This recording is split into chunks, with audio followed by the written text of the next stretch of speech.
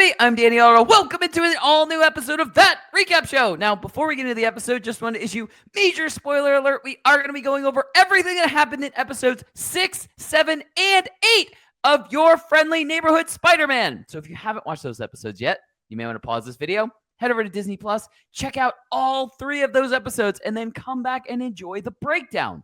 Now, with that out of the way, let's start the show. Poppin' Off presents That Recap Show.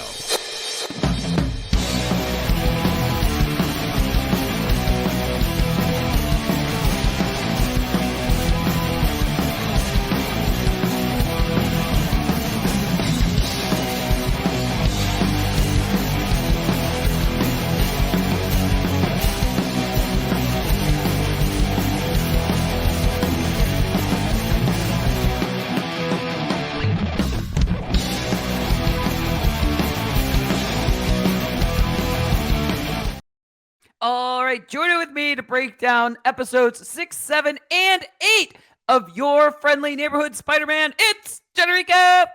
Hey, it's Whip, my dudes. Hey, How we doing? You did the thing. Said the thing. Oh, there you go. There we go. Now we got it. Now we got everything. That's it. It's everything I want. We can end the video here. I got everything I wanted already. Cut the check, as Anthony Mackie would say. Exactly. I mean, it is Captain America week, so There you go. See, I mean, everything's coming together. But let's kick this off. You know, I'm gonna say it every single time, just so that you know in the beginning. You know, we're gonna go through a lot. It's gonna be a lot. We're going through 3 episodes, people. Yeah, we got 3 episodes, so we're gonna do instant reactions for episode 6, takeaways for episode 6, instant reactions for episode 7, takeaways for episode 7, instant reactions for episode 8, takeaways for episode 8, and then predictions moving forward. And we get a little bit of a relief next week. We only have 2 episodes. Yeah, sure. The last 2. Yeah, and it's the end of the season already. This is what happens when you do these bulk releases. You fly through a season. I can't believe we're already a week away from the finale week of this season 1 already. It feels like a nice 4-issue miniseries of a comic book, as opposed to one that runs for a 12-week run before it comes out on trade paperback. You get these nice little miniseries that just these nicely contained stories, and that's what this feels like for sure. Yeah, and looking back now, I completely understand why we're getting, we had the first 2 episodes, then we had the 3-episode arc, now we have another 3-episode arc, because these episodes really do flow completely. We were talking about this even before we started recording, that it was hard to remember exactly what events happened from episode 6 to episode 7 or something like that, because they all kind of just feels like one big story. Yeah, they just all went right into together. So it was both of us had to look up to make sure that we had the right events for each episode type of thing to really go through them. But to kick this right off, look, no surprise, I'm going to start with this is another episode, another person figures out Peter's secret identity. And to be fair, in this occasion, it was not Peter's fault. No, not at all. First time it wasn't Peter's fault, but look, I'm going to say it's Team Spider-Man's fault, because it's pretty much Harry's the one who gave this one away. And I saw it coming as soon as he goes, he tells you everything. I was like, oh. He's looking for a reason to talk about it too. Right. The funniest part. Yeah. Right. The funny. You know what I was really hoping in that moment? I was hoping she was going to pull an MJ from the MCU Spider-Man, and she was going to go, oh, Peter Spider-Man? I was hoping she was going to say it before he even said it type of thing, but they cut away, and then, it's assumed that he told her, and then she goes, oh, he just told me this crazy story about you being Spider-Man. That's not true, right? And she opens up his bag. Kind of antagonize him with it, what do you think, Spider-Man? Oh, you Spider-Man? I bet you're Spider-Man kind of thing. Right. Yeah. I was hoping she was going to pull the MJ from the MCU Spider-Man series, or movie series, I guess. Yeah, that's what I was hoping for. But I still think it was great. It was great. It was funny because I liked Harry's reaction. I thought she knew, and that's just how it ends. That wasn't my fault. That kind of a thing. You know what you did. I loved that. End of story. Period. Rico, what were some of your instant reactions for episode 6? Yeah. So again, these three episodes really do just feel like one big cohesive story, which again, this is what I love about this release structure that they went with for this series. Because again, when I saw that it was like 10 episodes, like, I get like 10 weeks of like this, like feels like a lot, especially with like the stuff that's coming out within that timeline as well, of course.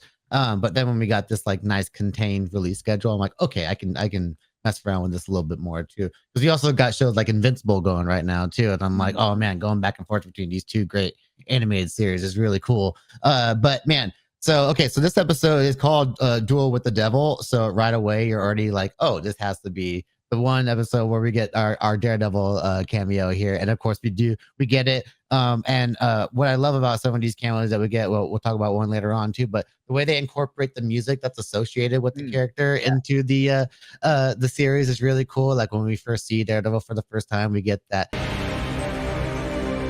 Don't mind me. I was just leaving. Nice little taste of the Daredevil Netflix theme, which is probably one of my we were talking about it last week, one of my favorite title sequences in that Daredevil show.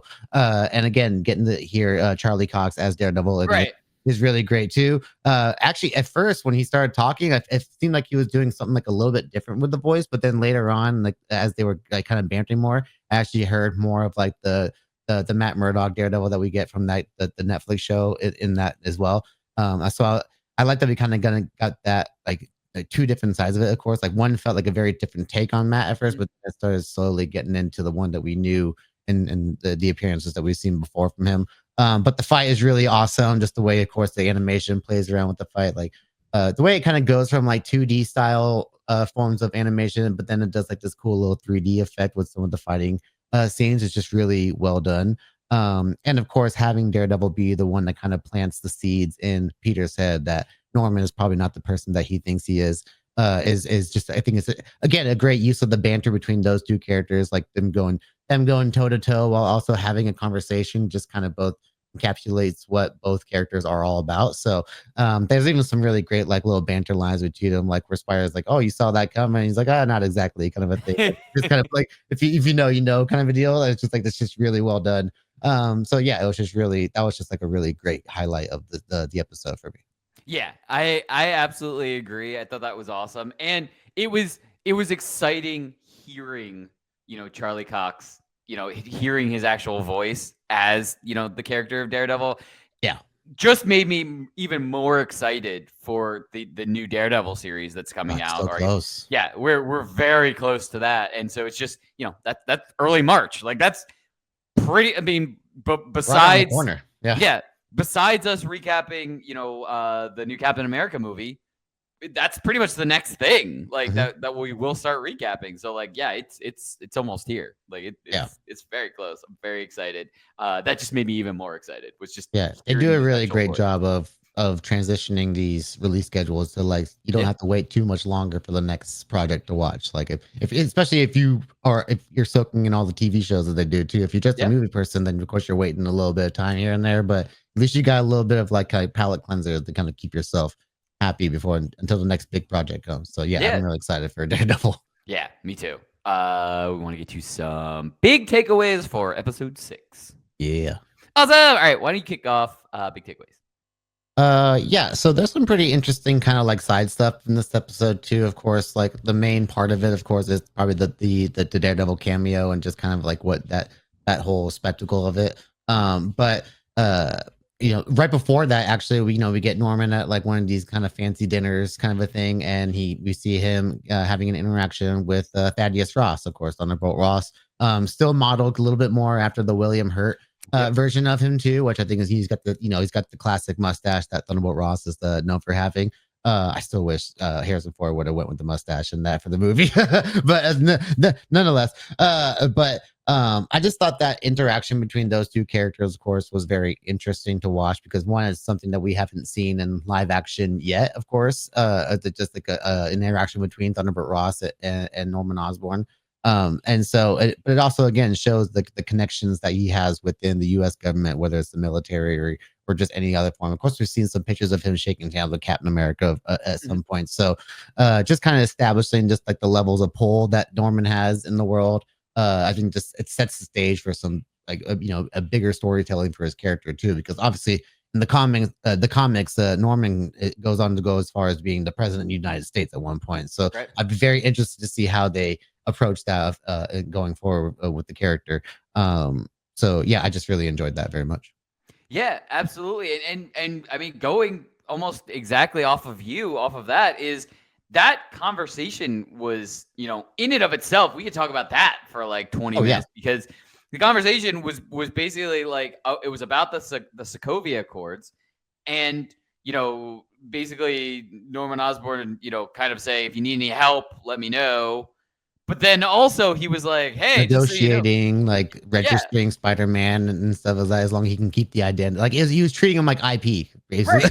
Right. Yeah. But not even that. Didn't he like show a different guy when he was showing Spider-Man? He didn't show Peter Parker. He showed like one of his security guards as a Johnny Gallo or something like that. And then of course we see that Gallo guy later on. I'm like, wait, that name's familiar. Exactly. Yeah. So he showed one of his security guards, basically insinuating that was the identity of Spider-Man. He's doing Norman Osborn devious stuff, which is just crazy. It was such a confused. Like I was like, I don't know what is happening here, but it's something shady. Like that's all I took away from the conversation.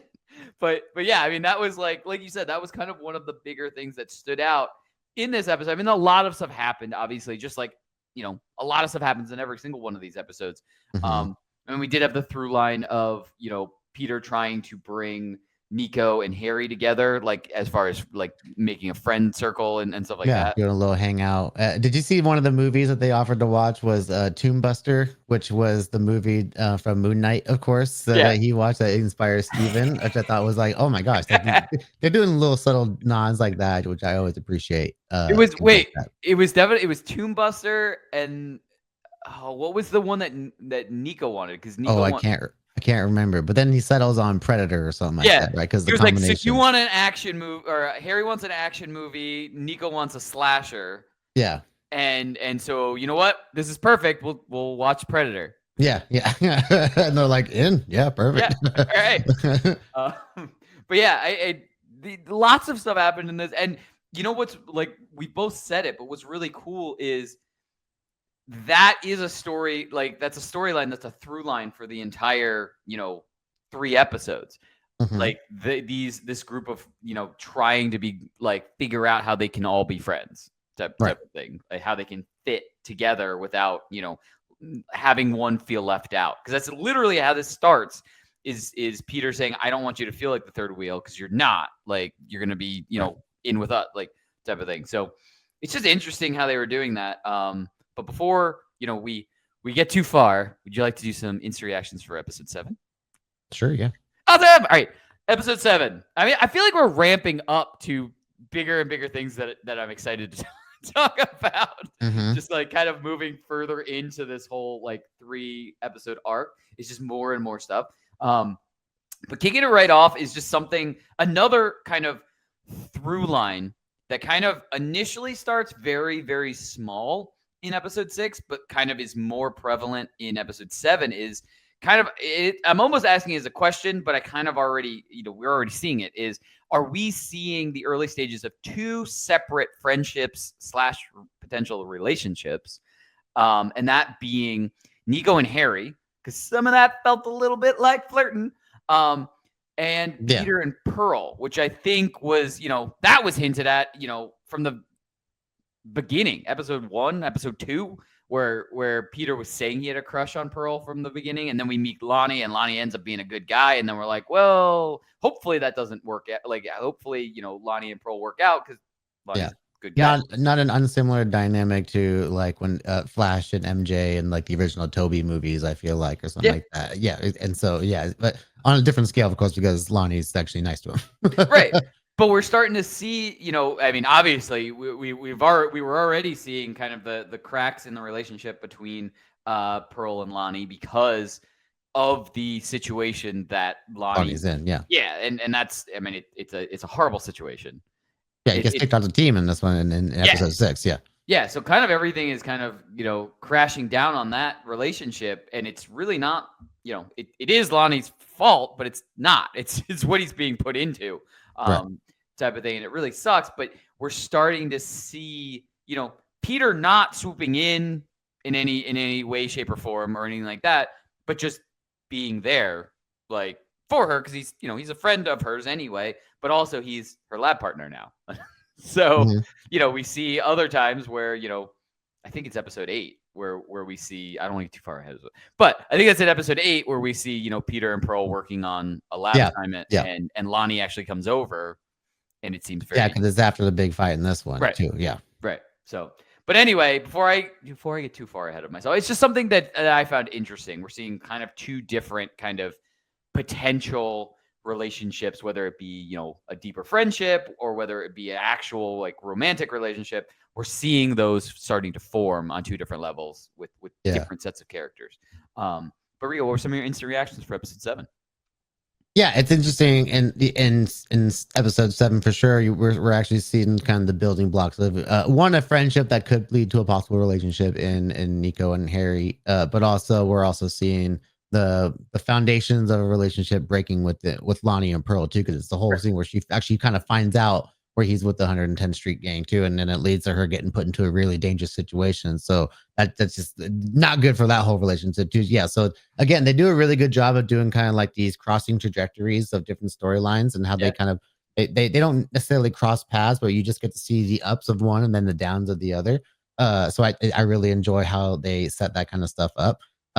But yeah, I think in this episode, one of the things I really like, I always like little small details or like little not things that remind me of different forms of Spider-Man media, of course.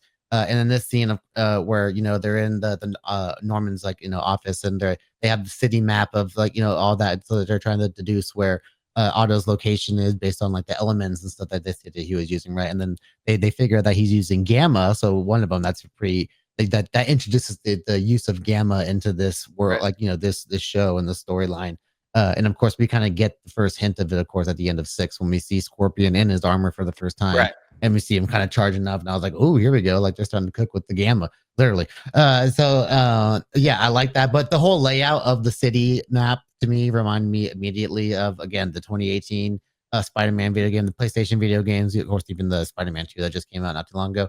But of course, it's like, the kind of like hollow table kind of a map thing. And then, of course, Norman giving updates and like that pings on stuff on the map for him and stuff like that. I just think that's really kind of cool. But yeah, the way they're able to kind of incorporate these little tiny details that remind you of stuff from different media forms, of course, and, it's not necessarily like stealing, it's just paying an homage to it in some form or another, of course. I just think that's really cool. But yeah, and of course, like just the way they set everything up with those 2 trajectory storylines is just really great as well.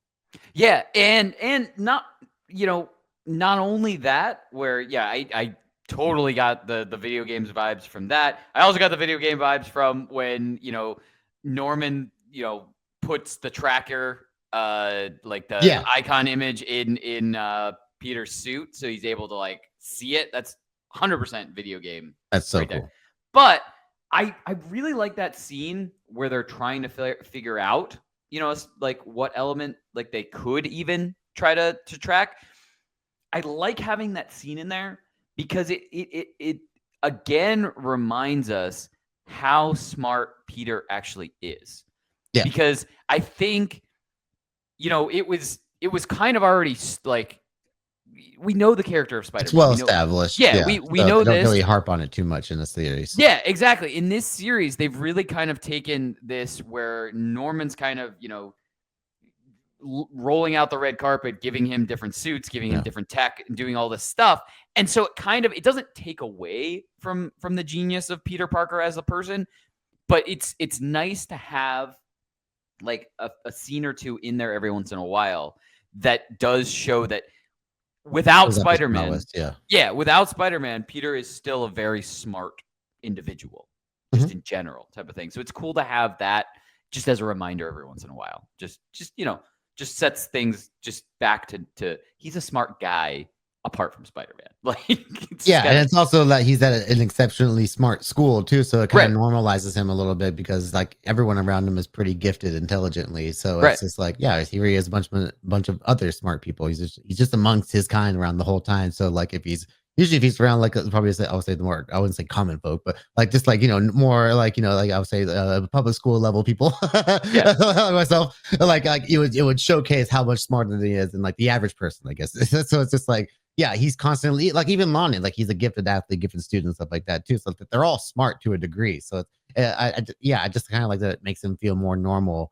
And I guess it makes him a lot more relatable too, because it's not like, oh, look at this super smart kid who was able to like to just like build his own tech and all that and do it and become a superhero. I was like, no, he's just like a kid who did his own thing. He was just able to kind of figure out these little things to make himself effective as a superhero. So yeah, it's really, I like that approach a lot. Yeah, same. You want to get you some big takeaways for episode 7? Mm-hmm. What's up? All right. I'm gonna kick off big takeaways for this one. Oddly enough, with another question. Yeah. I want to make sure that I'm remembering this right. This is the episode where we kind of have Nico and Harry. Yes. And we have them in a drag race. Yeah, he's teaching how to drive. In this episode, it was a almost blink and you miss it moment. But did you see a purple light emanating from Nico's necklace in this? Mm-hmm. I definitely remember her talking back to it as well. Mm-hmm. I said that in an earlier episode. I believe I said that last week. Talking back to it. Yeah. So I am very, very interested to see that. And I'm hoping we get more like on that. Like if they don't choose to have that in the final 2 episodes, then I'm hoping it's a storyline that we get to explore a lot in season 2. And we already know we're getting a season 2 and a season 3. So they've got plenty of time to kind of explore these different, storylines and stuff like that. So if they don't want to, have too much things happening in the final 2 episodes of season 1, I can't believe I'm saying that already. The final 2 episodes of season 1, I can understand them making that a season 2 thing. Oh yeah. But I would, if they don't choose to like start, episode 9 with anything about Nico talking about this or when Peter and Nico like are finally talking again, because we kind of left it where they still weren't talking that much anymore. If she doesn't tell him about her gift or secret or something like that, I want that to be like a tease at the very end of the finale of this season that is going to be explored early on in season 2 type of thing. Because I'm very excited to have that like that storyline and everything like that. Yeah, I saw it and I went I had to make sure I pointed it out. But Rico, what were some of your takeaways for episode 7? Yeah, so that's actually it's a really cool thing because one, I love Nico's character from the Runaways and stuff and Midnight Suns and how they approach that character and how she usually has a scepter, but I think here with just a necklace this time. So I want some kind of payoff with that too. I feel like it's gonna come out in some kind of like fight or flight moment, like it's like of course, and Peter will probably be there as Spider-Man, I imagine, because now that Nico and Harry have some kind of a connection. Maybe there's gonna be something with Norman down the line, then she just happens to be in the wrong place at the wrong time, but then that reveals whatever is going on within her necklace, of course. But I do like that there's like a little bit of a focus on just the fact that she has like a foster family too. When Harry first introduces himself to is her foster mom. I was wondering if they were gonna actually start diving into like her history a little bit more there, and like if she was actually gonna bring up the fact that her parents are part of like an evil organization and stuff. So that would have been. Again, I'm excited for that, and I think you're right. I think they're probably gonna say something like that for season 2, just because we have some pretty big storylines that have been reoccurring throughout this whole season already, especially with Lonnie and Pearl and all that, and then of course the Spider-Man and Norm stuff, and then incorporating guys like Harry, and then you have of course the Scorpion gang. Like you have a lot in Otto. Like they're really throwing in a lot in this first season already, so I think they're finding a good way to balance out what they put a major focus on. So and again, they got time. They have at least 3 seasons like in the bag already. So we know at some point we'll get some kind of a focus on it. So I'm excited about that. But man, in this episode, Scorpion just beats the ever living crap out of Spider-Man in this. Probably my favorite version of Scorpion so far. I just think the way the suit looks and everything looks really dope, and he just looks like a badass, but he's also got like this dope looking scorpion tail as well. I like the full body look on Scorpion and other appearances and stuff like too. But again, I was like, when you find like a cool, fresh way to do it, I totally would think that that's how the MCU would approach Scorpion as well, just kind of like so you could still see the actor and like, but still give off the feel of that character. But man, he straight up stabs Spider-Man at one point, and you're just like, oh dang, like he's pretty badly wounded, and like he was getting ready to finish the job up until like the big thing, like he gets saved by one of Norman's gliders, and I guess it's not really like a Green Goblin glider yet, but I just think that like seeing like one of the prototypes, something that Norman's just got in his like hidden in his arsenal that he's prepared to they're laying the seeds down for that eventual transformation, which is that's the main thing. Like this the way that the glider itself makes a grand entrance, because if anyone knows Norman Osborn, they know how deep that attachment goes to that glider. So that's really cool. And the other times that we've seen gliders flying at Spider-Man usually is an attempt to kill him, and in this sense, it's actually there to save him. So again, another great twist on a familiar scenario that we're used to seeing within a Spider-Man lore. So yeah, I think that was a really cool way to kind of end that episode. Of course, thinking like of course he's like, what's going to come in and save him at the last minute? Like, who's it going to be? Like, we imagine if someone was going to come in and help them, but no, I thought, ends up being a glider. Yeah, I thought maybe it was going to be Daredevil. Yeah, that could have been. Yeah, you could have like, paid off that role. Yeah, just from the earlier. Yeah, so yeah, they could have gone so many different ways with that, but I think that was like a cool little surprise having it actually be the glider. Yeah, absolutely, and yeah, I mean, as far as I can remember, and obviously I haven't seen every iteration of Spider-Man and stuff like that, but even as far if we're to go just by live action, the glider gets introduced as a like military application. Yeah, it's just like one of Norman's experiments that he uses for his company. Yeah, right. So I'm sure he, yes, we're laying the seeds and the groundwork of getting the payoff of a Green Goblin in the future type of thing. But at the same time, it totally makes sense that he has government contracts and stuff like that. And this was probably a prototype that he made for other things like that type of thing. So yeah, he probably had a hand in some of the tech that Otto is making too. I've imagined that like Otto's lab is probably some kind of subsidiary of an Oscorp lab but like just kind of off the books or something like that. Like there's still a little bit of that connection that still needs to be explored too. Absolutely. But you want to get to episode 8? Yeah, let's do it. Awesome. All right, I am very excited. The first thing I have to say, instant reactions. We got motherfucking Iron Man. You did. We got a nice little Iron Man cameo. And I went subtle and down with my tone for that instead of screaming it. But yeah, it was really cool to see Iron Man in that moment. What was really interesting is this is another one of those subtle like shifts to again demonstrate that this is a different, like an alternate universe. Because this is happening during, basically the events of Civil War and stuff like that. So we never saw, Tony / Iron Man really working with General Ross. Right. Well, but they were doing the registry. Yeah. Right. But that's what I'm saying. This is the time of, the Civil War movie in the MCU type of thing. So like Tony was pretty preoccupied with, tracking down Steve and Bucky and stuff like that. So I mean, I can't guarantee it because we didn't see, 9 hours of a movie for Civil War, but I'd assume that he wasn't out running errands for General Ross during that time frame. So this kind of just is, I guess, a calmer time, because we know that the airport scene already happened because that was on the news. So this is literally like right after that. And it's just, Tony's just hanging out in New York, ready to back up General Ross and his team to arrest Otto. Like, it's just like I said, I know we said this last week. We may have even said it the week before. It's cool to see when they do, make these subtle differences and show us, and it reminds us, and it makes us remember of like, oh, that is different because this wouldn't have been like that in our main MCU timeline because of this, and this, or like, you know what I mean? Like, it's just kind of cool when we get little reminders of that, because it wasn't like, oh, everybody, it's Iron Man. It's just, it would make sense if you were General Ross and you had some, superheroes on your roster. Of course, you're gonna want their help in arresting a supervillain.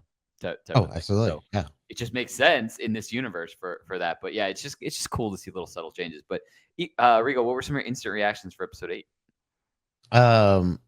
Yeah, I thought that was a really cool thing. And another way you could look at it too, because there was a point after the airport fight, of course, where they arrest the rest of Team Cap and they put them on the raft, of course. So there's, there could be a little window of time, of course, where they just had to have them having downtime, and of course, like, hey, help us bring in this guy real quick. Yeah. And then, of course, the events that happen in Russia that end in the Civil War end up happening after this or something like that. Yeah. But it's a cool, like, what if adjacent world to kind of play around with that idea, like what was going on in that timeline, to be how far off are those events from each other and whatnot.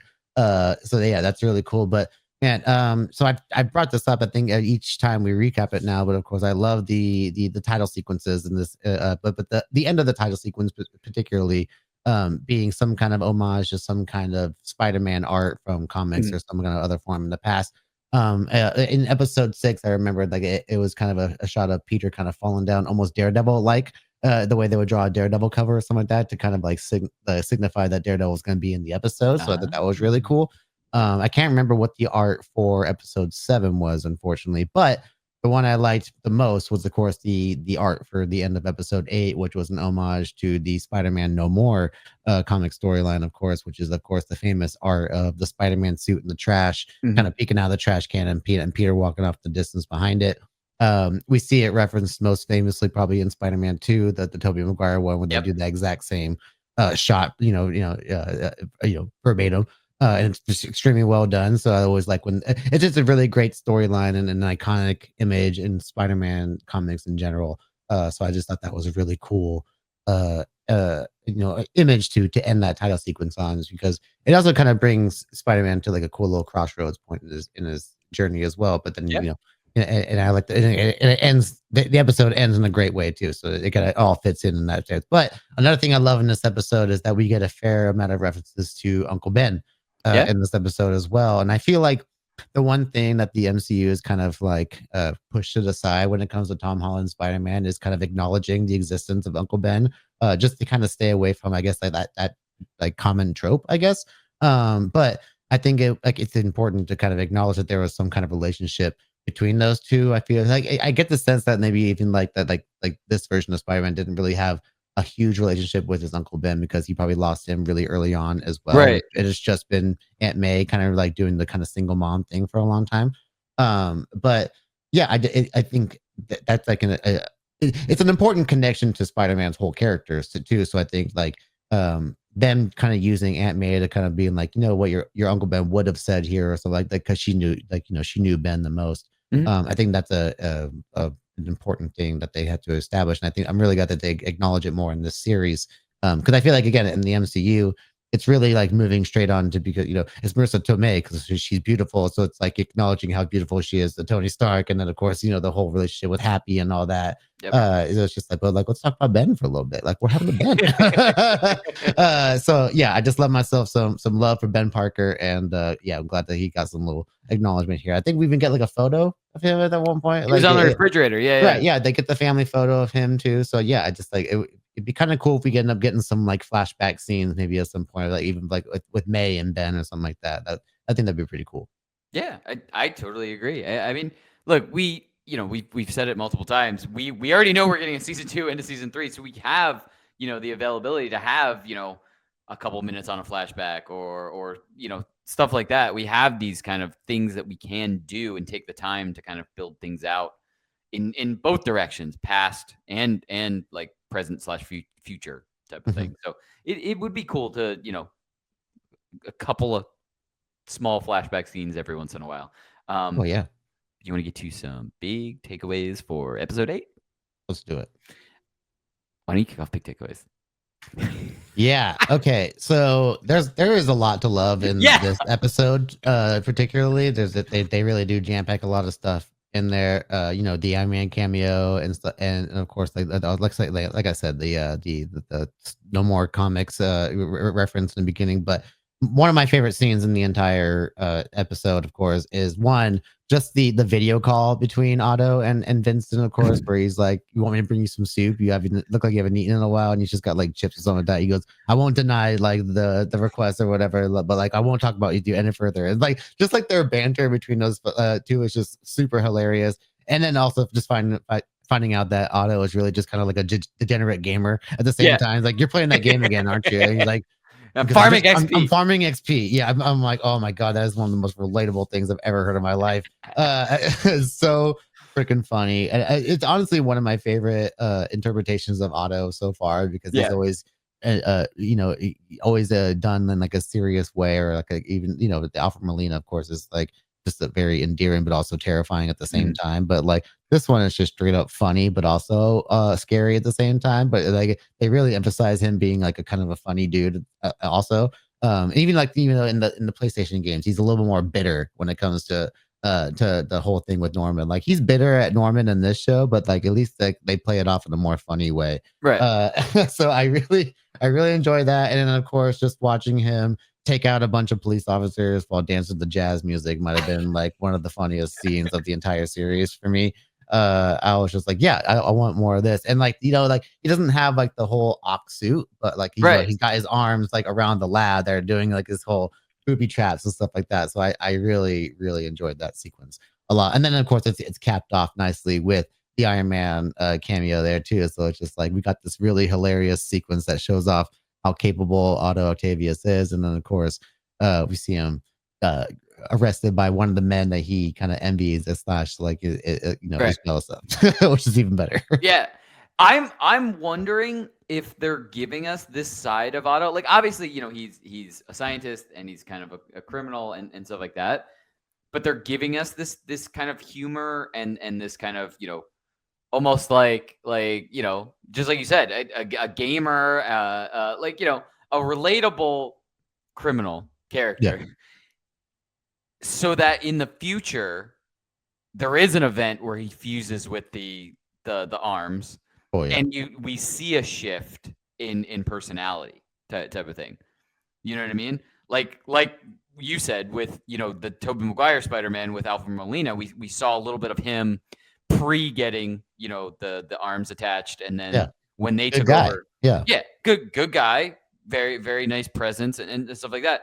Like, you know what I mean? So I'm wondering if we're getting that kind of thing. They're giving us these little tastes of his personality, so that in a future season, if that event actually happens, we will see a stark difference in his personality. It's more of a cutthroat, bitter kind of, all of the exaggerated features of Doc Ock come out type of thing.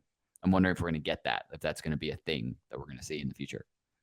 Yeah, maybe. I think at this point he's already leaned into being like somewhat bad. Of course, the way he's taken out cops. Oh yeah, yeah. Don't get me wrong. I'm not saying. Oh, he's. I really hope they just he just leans into like him just having more fun with it at this point. Like, because I think like he's already got like his like bitter phase out of it. Now he's just like fully embraced being who he is. But I got some theories about possibly what could drive him to getting into the Ox suit in general too later on. Very cool. Yeah, I mean, as far as takeaways, just like you said, this episode in particular had so much going on. But one of the biggest things was we got kind of a version. We got Norman Osborn's version of the classic Spider-Man saying. Instead of getting, with great power comes great responsibility, we got with great power comes great respect.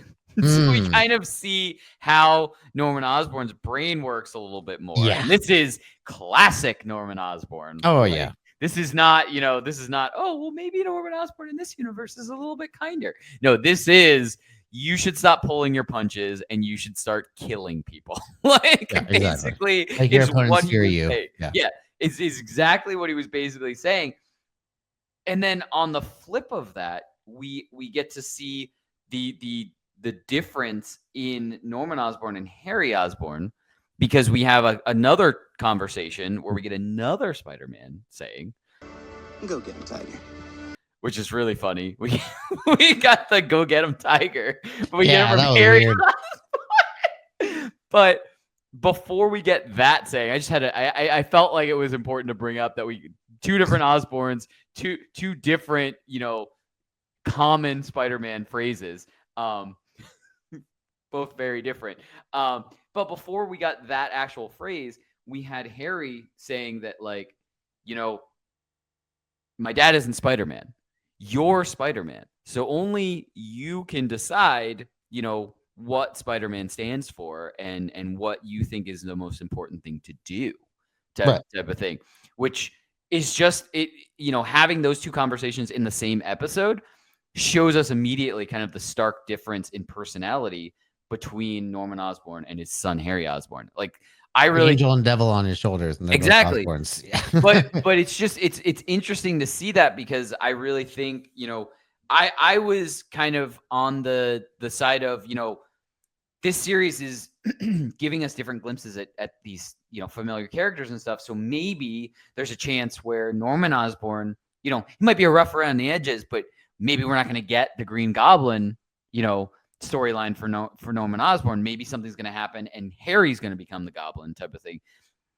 But now I'm more like, after this episode, I'm kind of back on the side of, yeah, they're probably just gonna, Norman Osborn, that personality is always gonna be there. And so in this, like, there would have to be some crazy event to make Harry change the personality that he is, which is more kind and kind of, a better friend to Peter than ever becoming an enemy. Because the other thing is, I don't, there are multiple storylines in the different, iterations of Spider-Man that we've had. The most common is you kind of like, you killed my dad, or like, like just different kind of reiterations of that. But yeah, I really think kind of the line's going to be drawn, and I really feel like it's going to be kind of Harry and Peter on one side and Norman Osborn / Goblin on the other, type of thing. Oh, like, yeah, absolutely. Kind of starting to see that, and this episode kind of just more solidified that in my head after we got the kind of the two different talks between Harry and Peter and Norman and Peter, type of thing. So it's just really interesting, and I really like to see the kind of a little bit more depth in both characters. We get a little bit more depth from Harry. We get a lot more depth from Norman Osborn, knowing kind of the inner workings of your enemy should fear you. Yeah. Thing. So, but you want to do some predictions? Yeah, let's do it. Awesome. All right. I'm gonna kick off predictions. Basically, I mean, like you said, there's so many storylines leading into these final two episodes. Next week is the finale week, so we're getting 2-episode finale. I am assuming that there's gonna be a major battle between the 110 and Scorpion, and a lot's gonna happen. But the biggest thing that I'm very excited initially to see, I don't think it's going to be like the main focus of the finale or anything like that. I guarantee it's not going to be the main focus. I'm excited to see the classic suit. We get a tease of it. We see it in the reflection. Great, there was a great final shot. It's in Peter's glasses. I'm so excited to see that, in action. And you're right, it does feel earned now. He got beat to a pulp, and he got his old suit destroyed. And now, Harry is the one who kind of presents him. It wasn't even Norman Osborn who made it. It was Harry made it around Norman Osborn's back, type of thing. And now we're gonna get finally the classic Spider-Man suit. And I'm really excited to see that. That is what I am most excited for. So it's not even really a prediction going into, the finale week. It's more of just, I'm very excited to see that, because now you're right. It does feel earned, and it just feels, it feels like it's also being given by, Harry, who is now Team Spider-Man. And it's just kind of like, everything kind of feels right. Like to get the classic suit, to, Peter's going to embrace, hopefully, Peter's going to choose to embrace, the right path, with great power comes great responsibility side of things, and doing right, to everyone. Not, I want enemies to fear me, so I'm not going to pull my punches anymore, type of thing. So I just think it's really cool. But Rico, what are some of your predictions, I guess, or what you're excited for heading into the season 1 finale? Yeah, the suit being earned in this is really key for sure, because especially in the MCU, when he first gets that first Stark suit, it doesn't feel like necessarily earned, because we had to get him to that airport fight and get him into that classic Right. suit just to see what the MCU Spider-Man suit would be all about. And honestly, his suit doesn't really feel earned up until the end of No Way Home, when he gets finally in the street suit. To be fair, yeah. So, but it does feel earned then. That's us. Yeah, well, that's what I said. That it doesn't feel earned up until that point, Right. because he's got to shed the image of just kind of like relying on Stark Tech to get that street level suit. So yeah, I definitely love that. And so, like, obviously, this suit is probably going to have some technical advancements in it, being an Oscorp still like design suit. But just kind of getting to see that classic red and blue there. Like, he's going to finally get that little bit of color, like Harry said, he's that in the suit that he finally wanted to, some red and blues. So yeah, I'm excited to see that. But we get a cool little tease of the chameleon in this episode. He's obviously part of the Russian crew, and so in the last week's episode as well, with the Rhino's dad is in there, of course, and of course the unicorn. He was part of that crew, Dimitri. So actually seeing him in his full kind of like chameleon getup, of course, was actually really awesome, and just kind of seeing the way that they introduced him. He was talking to Big Donovan and his group, right? If I'm not mistaken. Yep. So again, we're kind of starting to cross those storylines together. Of course, Lonnie and the 1/10 now know about Otto's lab, of course, to get the stuff, to get all their kind of tech to help out fight against Scorpion, I would imagine.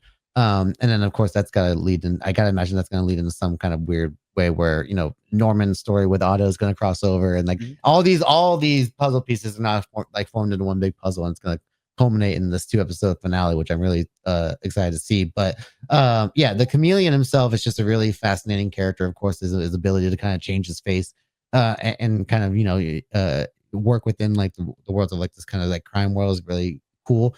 He was just done in the Craven movie, and based on the images I saw of him, it didn't look very great, like a very like CGI looking shifting thing. Yeah, it didn't look very awesome, because obviously he's the brother of Craven the Hunter, which explains his kind of Russian origins, of course.